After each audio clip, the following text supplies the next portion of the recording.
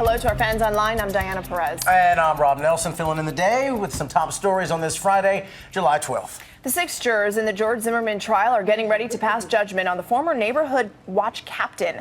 They'll hear closing arguments from the defense this morning and are expected to begin deliberating behind closed doors this afternoon. Yesterday, prosecutors argued that Zimmerman made bad assumptions about Trayvon Martin and lied about what really happened during their deadly confrontation. Some survivors of Asiana Flight 214 revisited the scene of last weekend's deadly crash. Most said that reliving the experience with one another helped them come to terms with their terrifying ordeal. Meantime, investigators say they have found no evidence of mechanical or electrical failure in the plane. Their focus will now zero in on what the pilots did in those chaotic seconds before impact. 2 Pennsylvania teenagers are the toast of their town after chasing down a kidnapper and rescuing a 5-year-old girl.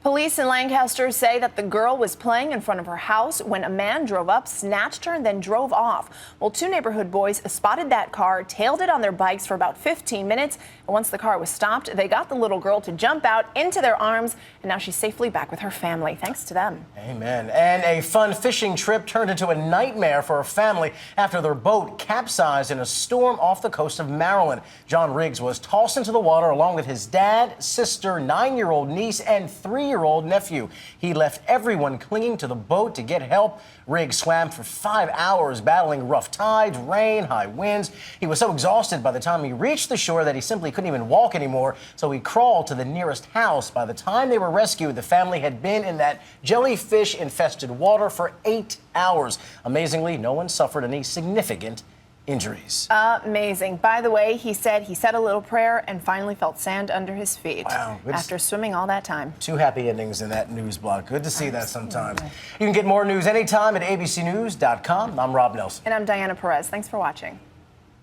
This is World News Now, available anytime, anywhere you want it.